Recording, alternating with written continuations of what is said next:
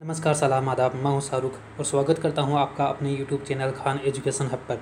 इस वीडियो में हम राष्ट्रमंडल खेल 2022 के बारे में जानेंगे और इस खेलों में भारत का क्या योगदान रहा इसके बारे में हम जानेंगे।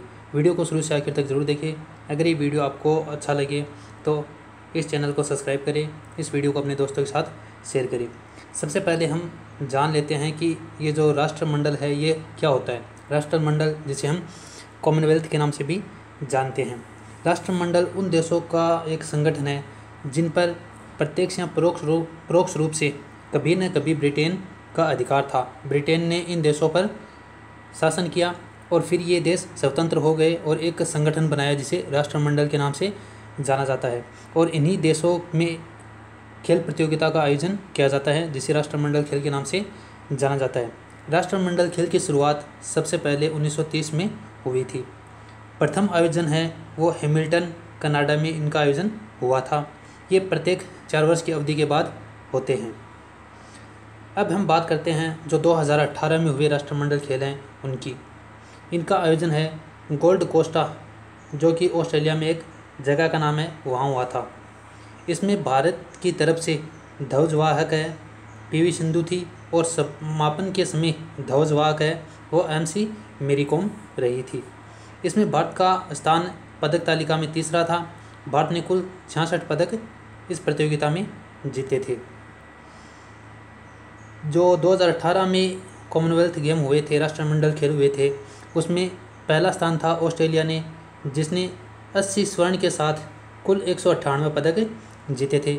इंग्लैंड दूसरे नंबर पर था जिसने 45 स्वर्ण पदक के साथ कुल 136 पदक जीते थे। तीसरे नंबर पर अपना देश भारत था जिसने 26 स्वर्ण पदक के साथ कुल 66 पदक अपने नाम किए थे। चौथे नंबर पर कनाडा, जिसने कुल 82 पदक जीते थे। अब हम बात करते हैं राष्ट्रमंडल खेल 2022 के बारे में, जो कि इंग्लैंड में हुए हैं। इसकी आयोजन तिथि है 28 जुलाई 2022 को इसकी शुरुआत हुई। 8 अगस्त 2022 को इसका समापन हुआ। इसका आयोजन है बर्मिंघम में हुआ, जो कि इंग्लैंड का एक बड़ा शहर है।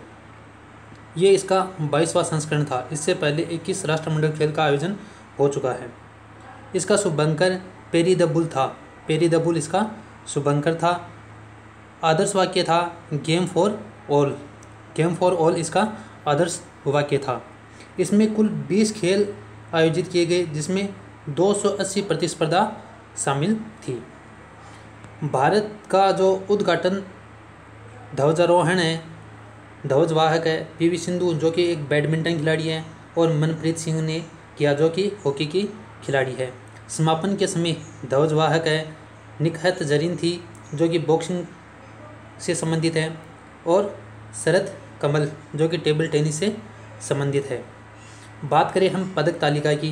पदक तालिका में 2022 में ऑस्ट्रेलिया ने पहला स्थान प्राप्त किया।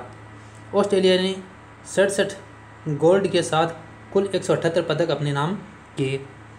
इंग्लैंड ने 57 गोल्ड के साथ 176 पदक अपने नाम किए।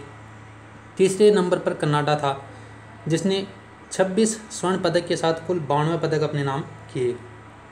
भारत इस प्रतियोगिता में चौथे स्थान पर रहा, जिसने 22 स्वर्ण के साथ 16 रजत पदक, 23 कांस्य पदक और कुल 61 पदक अपने नाम किए और इस प्रतियोगिता में चौथे नंबर पर रहा।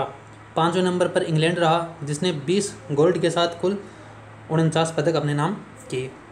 अब हम बात करें हमारे खिलाड़ियों की जिन्होंने पदक जीते हैं, जिनमें कुल 61 पदक हैं।